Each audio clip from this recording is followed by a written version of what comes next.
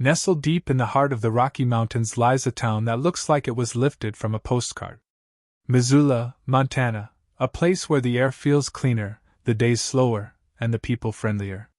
Back in the mid-1980s, this was the kind of community where folks left their doors unlocked, kids biked until dusk, and everyone knew their neighbor's first name.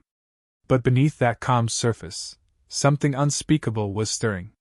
Before we dive into the dark secrets buried in this mountain valley, make sure to subscribe to this channel, because in this series, we'll uncover the chilling truth behind one of America's least known serial killers, the Missoula Mauler. Stay tuned, because everything that looks peaceful has shadows somewhere. In the mid-80s, Missoula wasn't the college hub or artsy haven it is today. It was quieter, simpler, a working-class town surrounded by endless pine forests and snow-capped peaks. The Clark Fork River wound lazily through its center, carrying with it the stories of loggers, mill workers, and families who'd built their lives around the rhythm of small-town Montana. If you asked anyone back then what defined Missoula, they'd probably mention the University of Montana, Grizzly football, or the lumber mills that kept half the town employed. Friday nights were for football games, Saturday mornings for fishing, and Sundays for church or hunting. It was a slice of Americana frozen in time.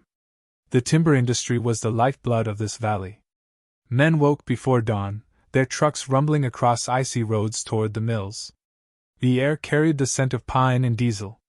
Wives stayed home, raising kids, volunteering at schools, or running small local shops. Everyone knew each other, or at least thought they did. There was safety in familiarity. You'd wave to the mailman, chat with the grocer, and stop to help a stranger with a flat tire without hesitation. In Missoula, trust wasn't just a value, it was the air everyone breathed. And yet, it's that very sense of safety that made what was coming so unimaginable. The 1980s brought with them change, subtle, quiet, but steady. The mills began cutting back shifts. The younger generation started dreaming of leaving town for bigger cities. Missoula was caught between eras, clinging to its small-town warmth while slowly edging towards something colder, more uncertain. Still, for most, life felt good. Predictable. Secure. But as we often learn too late, it's in the quietest places that darkness finds its easiest hiding spots. Look closely at a map of western Montana. It's a web of winding roads, thick woods, and isolated homes separated by miles of wilderness. These landscapes are beautiful, breathtaking even, but they also create distance, privacy, and silence. In the 1980s, if someone disappeared in these woods, it could take weeks before anyone noticed. The vastness that made Montana so free also made it vulnerable. As dusk settled over the valley, Missoula transformed. The laughter of children faded into the hum of trains cutting through the night. Porch lights flickered on. The streets emptied. And in those quiet hours, the town rested in a false peace, believing itself immune to the horrors that made headlines elsewhere. Places like Los Angeles or New York, those were cities where evil lived. Not here. Not in Missoula. But evil doesn't need crowds. It thrives in solitude. Police in Missoula rarely dealt with more than bar fights, domestic disputes, or the occasional break-in. Homicide was rare, almost unthinkable. It had been years since the last major case. Locals often joked that their biggest crime wave came from teenagers stealing stop signs after graduation. No one, not the sheriff, not the townspeople, could have guessed that a predator was already living among them. It's hard to pinpoint the exact moment when Missoula began to change. There wasn't a single headline or siren that announced it. Instead, it crept in quietly, a missing person here, a rumor there. Each incident brushed off as coincidence, misfortune, or bad luck. But hindsight tells a different story. Those small, scattered tragedies were puzzle pieces. And when put together, they formed the outline of something monstrous. Imagine walking these same streets back then. The same cafes still served coffee at dawn. The same high schools still echoed with cheers on Friday nights. The same woods stood tall and silent on the edge of town. And yet, just beyond that comfort, someone was watching. Someone ordinary enough to blend in. Someone whose name wouldn't mean anything until it was too late. This is the cruel paradox of small-town life. The same closeness that builds community also blinds it. When you believe nothing bad could happen here, you stop looking for danger. You stop questioning. You stop locking your doors. And that's exactly when darkness moves in. In 1985, Missoula was a town standing at the crossroads of old and new. The university brought in outsiders, professors, students, and drifters passing through. Most were harmless. But amid that influx, one man stood out only in hindsight. He had grown up here, worked here, smiled at the same people who'd later read about him in horror. In a place where everyone trusted everyone, he moved unseen. He learned routines, studied habits, and waited. He didn't need to travel to find victims. They were all around him, neighbors, coworkers, acquaintances who thought he was just another friendly face in Missoula's tight-knit circle. But before the first scream, before the first body, there was just this, a quiet town in the Rockies. Peaceful. Content. Blissfully unaware that its innocence was about to shatter forever. Because soon, Missoula would learn that monsters don't only haunt big cities. Sometimes, they live right next door. In the next part, we'll step into the life of Wayne Nance, the man locals once called polite, hardworking, and trustworthy, before discovering what he really was.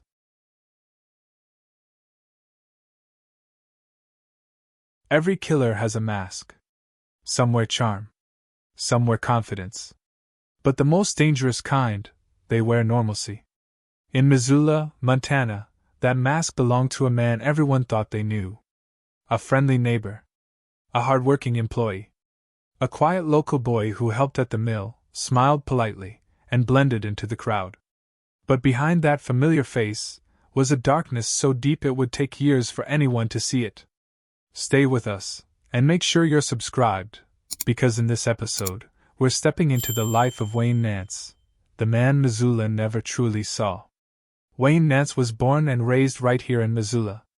Locals knew his family, ordinary, working class, just like everyone else. There was nothing flashy about him. No drama, no headlines.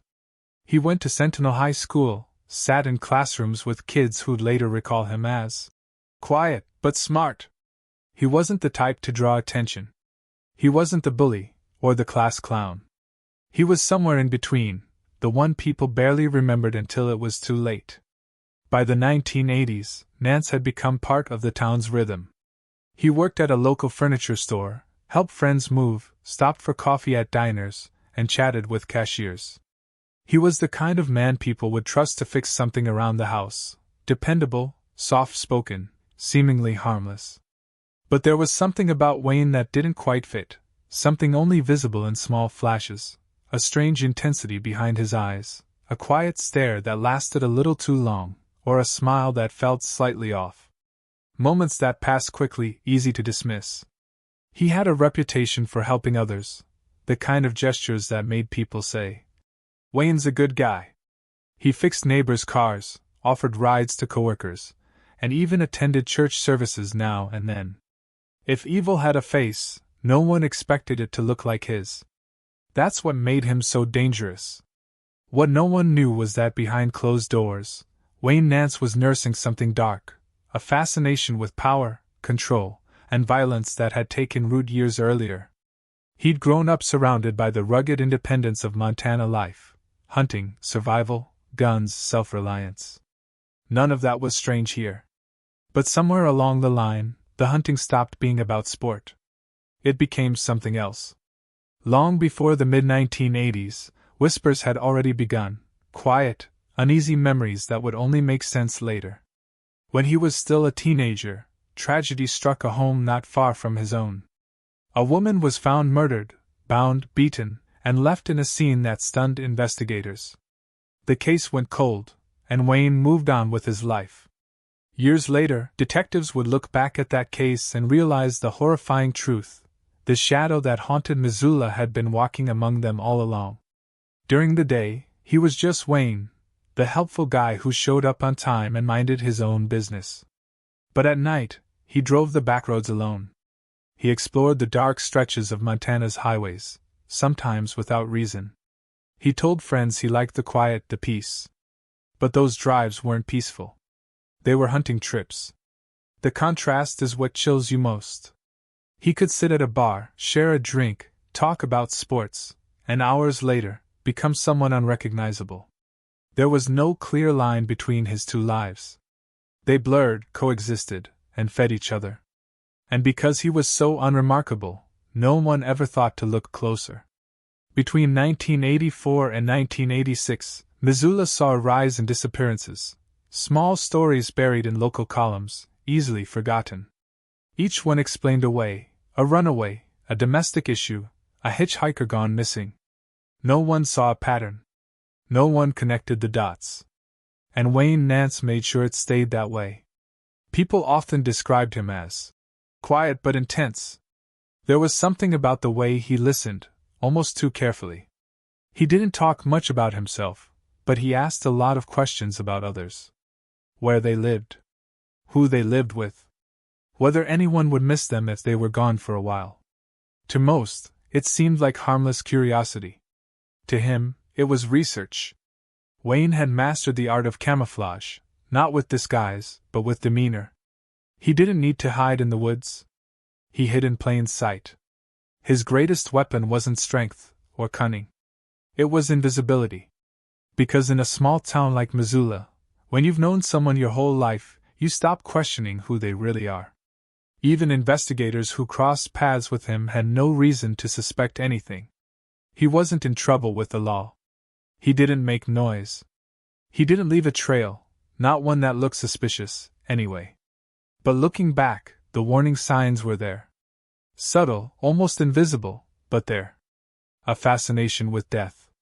A pattern of cruelty toward animals. A tendency to isolate himself. Each one, on its own, small enough to dismiss. Together, they painted a chilling picture. Wayne knew his surroundings better than anyone. He knew who lived where, who worked late, which home sat isolated on the edge of town. He was patient, meticulous. When he struck, it wasn't impulsive. It was calculated. Every move thought through, every risk weighed. And every time he walked away, he returned to the same life, polite, punctual, unremarkable. Imagine seeing him there, holding a cup of coffee, joking about the cold weather, asking about your family. He'd look you right in the eye, and you'd never suspect what that same man was capable of. Because monsters rarely look like monsters. Missoula had unknowingly given Wayne Nance everything he needed: trust, access, opportunity. He wasn't an outsider. He was one of their own. That's why no one saw the danger until it was standing on their doorstep. By the time the town began to connect the missing people, the unsolved murders, and the strange coincidences, it was already too late. He moved through Missoula like a shadow, unseen, unnoticed, unstoppable. And the truth is, that's what made him so terrifying. There was no warning. No pattern. No reason. Only a familiar face that hid something utterly inhuman. In the 1980s, Missoula was still trying to understand what was happening. The community was frightened, but confused. The crimes didn't make sense. There was no suspect, no connection, no motive. But there was one man, one ordinary, smiling, invisible man, who held every answer. And soon, his mask would begin to slip.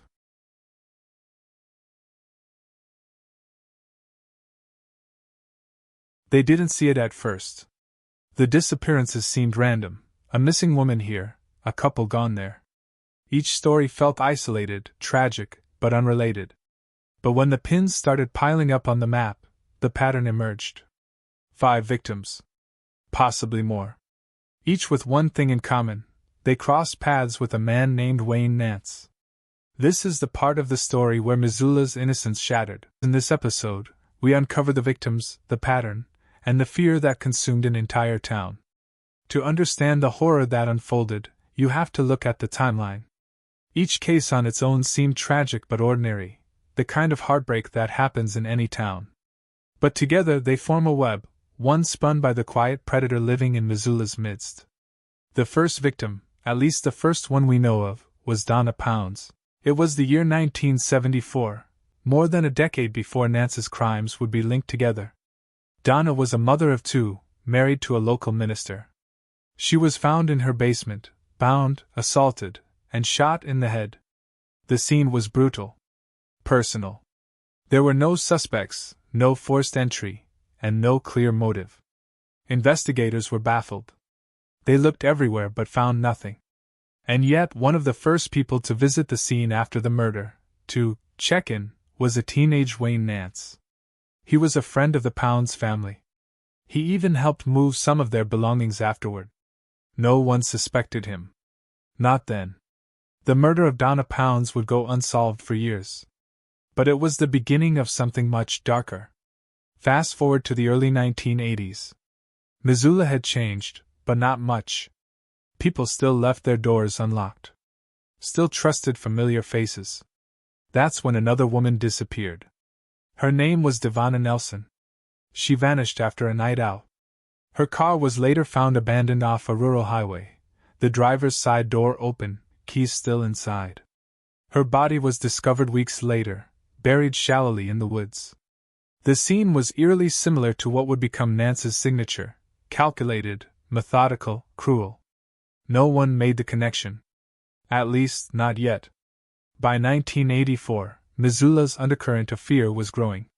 Women were disappearing. Young couples found murdered. And each case carried echoes of the one before it. But small towns clung to denial. People told themselves it couldn't be the work of one person. That these tragedies were coincidences. Coincidences don't bury bodies in the same way. They don't leave the same patterns behind.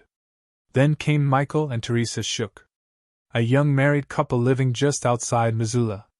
They were found shot to death in their home, their bodies staged in a way that suggested the killer knew them. The scene was gruesome, the violence deliberate. Detectives scoured the area but found no forced entry. The couple's neighbors remembered seeing a pickup truck parked nearby that night, one that looked a lot like Wayne Nance's. Still, there wasn't enough to go on. No witness. No confession. Just whispers. Missoula was beginning to realize something unthinkable. The danger wasn't out there, in the woods or on the highways. It was inside their community, living, breathing, working beside them. Wayne Nance kept his mask perfectly intact. He laughed with coworkers. Made deliveries to homes. Chatted about the weather. No one imagined that, behind that calm expression, he was planning his next attack. The next known victim was Marcella Sherry Kay. She worked in downtown Missoula and was last seen leaving her shift one evening in 1985. Her body was found days later, near the riverbank, strangled, partially buried, stripped of identification. The brutality was chillingly precise. Whoever did this had done it before. And yet, police had no suspect. No one fit the profile, except, maybe, the quiet man who never stopped showing up for work. Detectives began seeing patterns. The crimes were spaced months, sometimes years apart, but they shared hallmarks. Meticulous control of the victims, staged bodies, evidence of post-mortem handling. These weren't impulsive killings. They were rehearsed. Missoula had a serial predator. But the town wasn't ready to face it. Each case brought new fear, and new rumors. Some said it was an outsider, a drifter passing through. Others whispered that it had to be someone local, someone who knew the victims personally. They were both right. Wayne Nance wasn't hunting strangers. He was hunting within his own world, coworkers, acquaintances, even friends. The familiarity gave him access. The trust gave him cover. The scariest part wasn't just the killings. It was how invisible he was. He didn't leave messages. He didn't call the police. He didn't taunt or brag like other serial killers of his era. Wayne Nance operated like a ghost, silent, efficient, vanishing before dawn. By 1986, Missoula was a town on edge. Locksmiths were busier than ever. Women traveled in groups.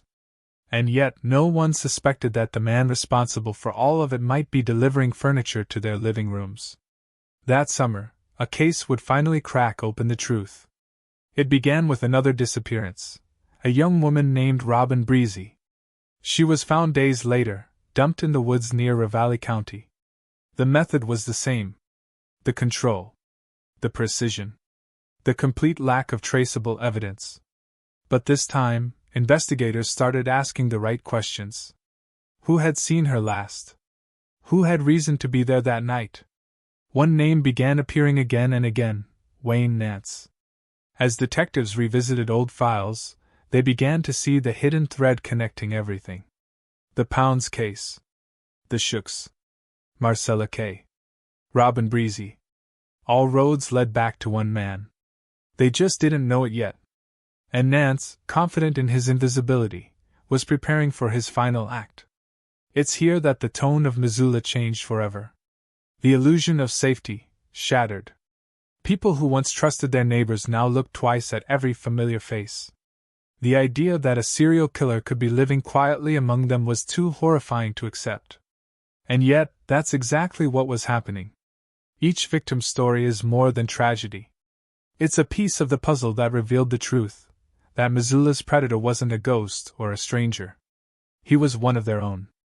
And the town's silence had given him years of freedom. 5 victims known.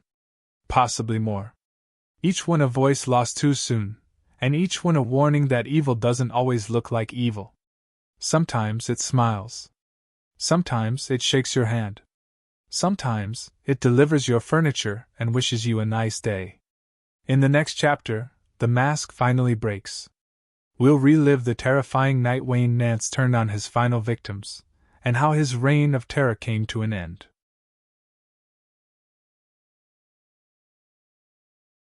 When the call came in, officers thought it was another home invasion. But when they arrived at a small house outside Missoula that September night in 1986, they didn't find another set of victims. They found a crime scene that ended a decade of terror. Because this time, the hunter became the hunted. Stay tuned, because tonight, we relive the final stand of Wayne Nance, the night Missoula's quiet nightmare finally came to an end.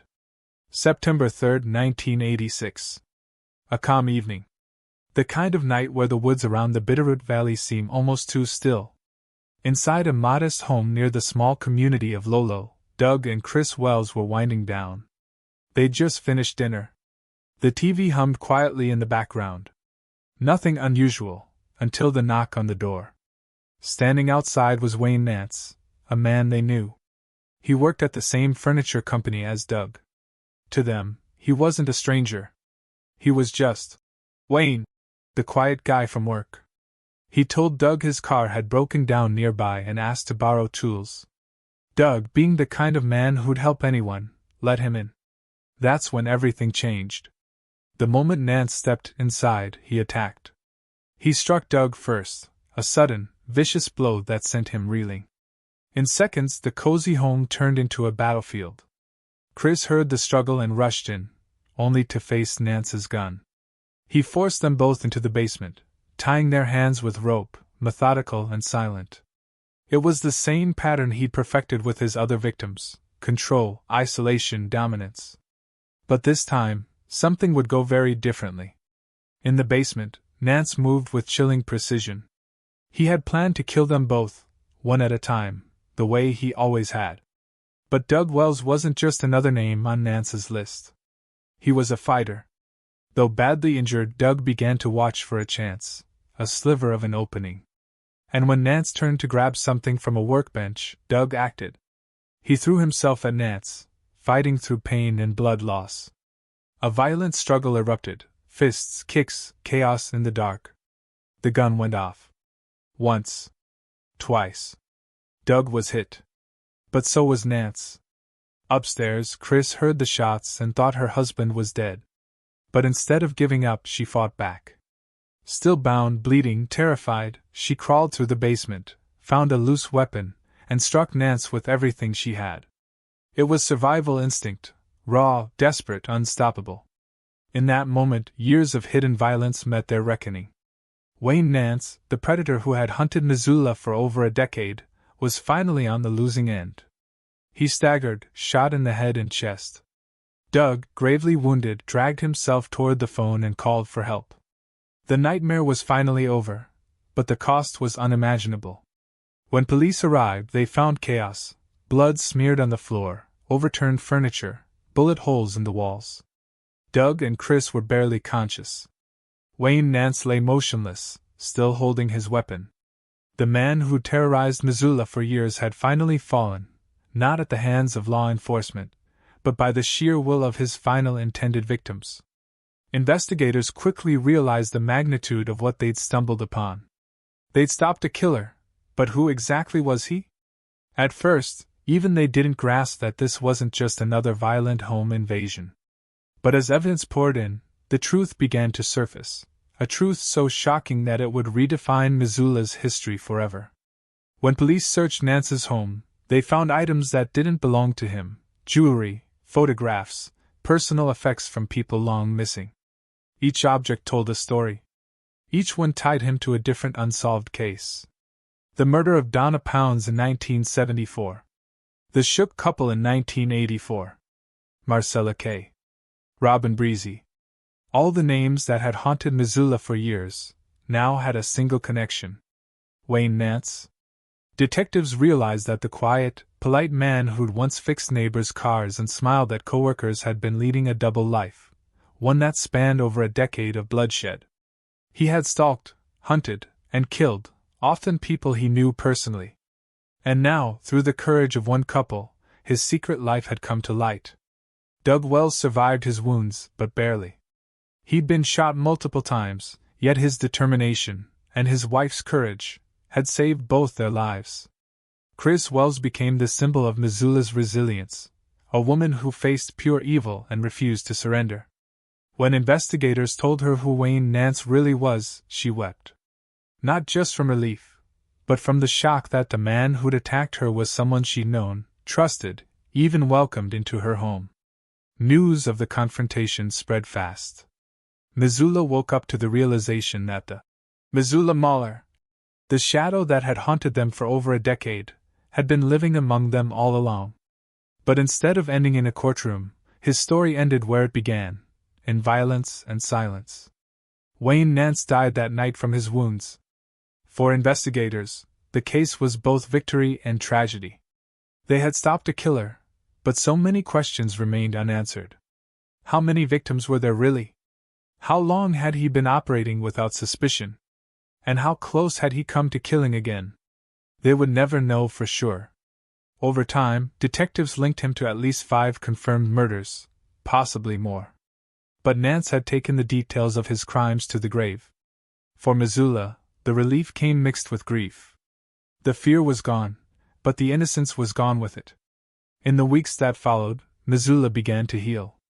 People visited old graves, left flowers for victims long forgotten, and tried to make peace with the idea that true evil had lived quietly among them for years. For many, that healing began with a single truth: that Doug and Chris Wells had done what no one else could. They fought back. They ended the terror that had stalked their town for over a decade. The Wells family never asked to be heroes. But their strength turned the final page in one of Montana's darkest stories. And in doing so, they gave the victims, and the entire community, a chance to breathe again.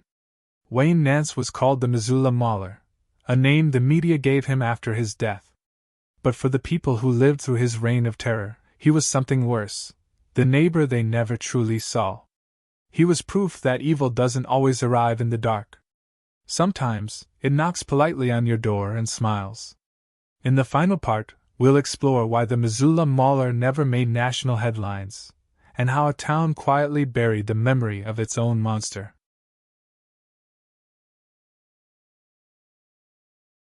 Some stories burn bright for a moment, then vanish, lost between headlines, buried beneath fresher horrors. But sometimes, it's the silence afterward that says the most.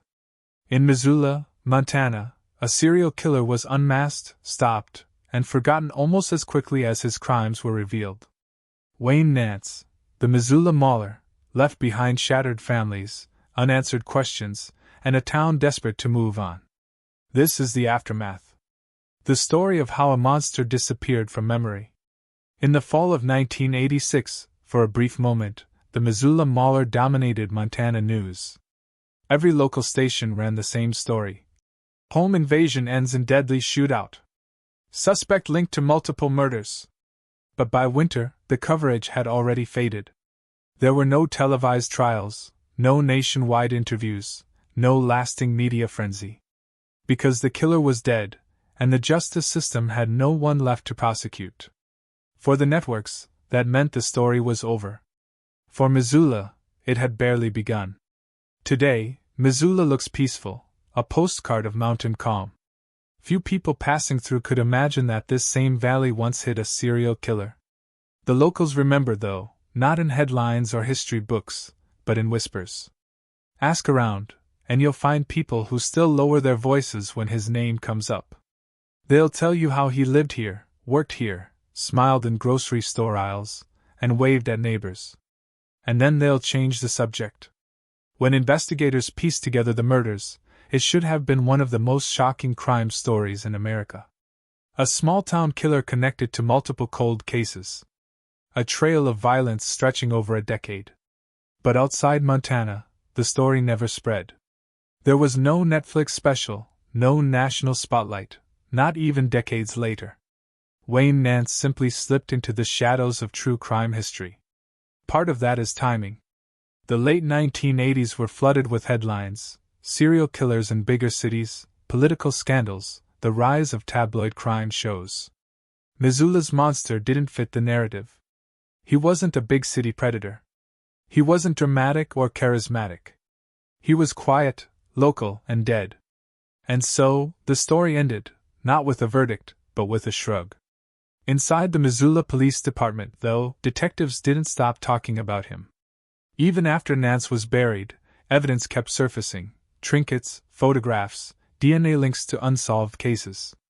Some officers spent years trying to connect all the dots. But with Nance dead, the momentum slowed. Cases were quietly marked. Closed. There was no trial to attend, no defense team, no cross-examinations. Just evidence in boxes and a name that faded from public record. For the families of the victims, closure came in fragments.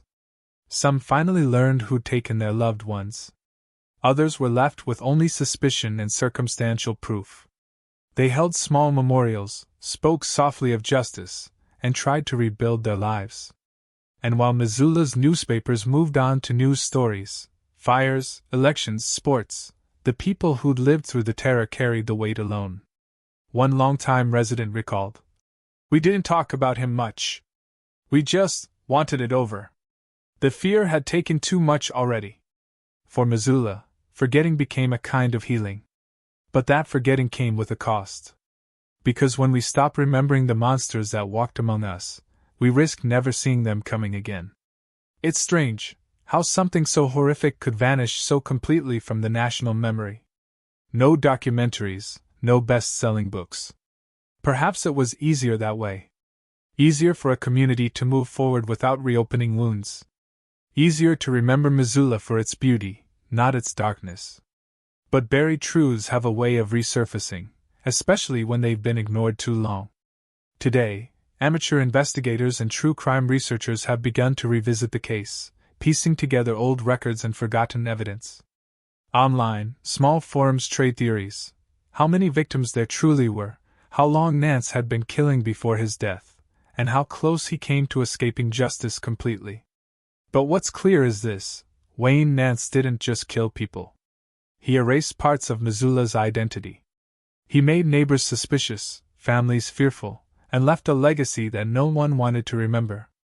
Doug and Chris Wells, the couple who ended his rampage, survived their injuries, but the scars ran deep. They rarely spoke publicly about that night.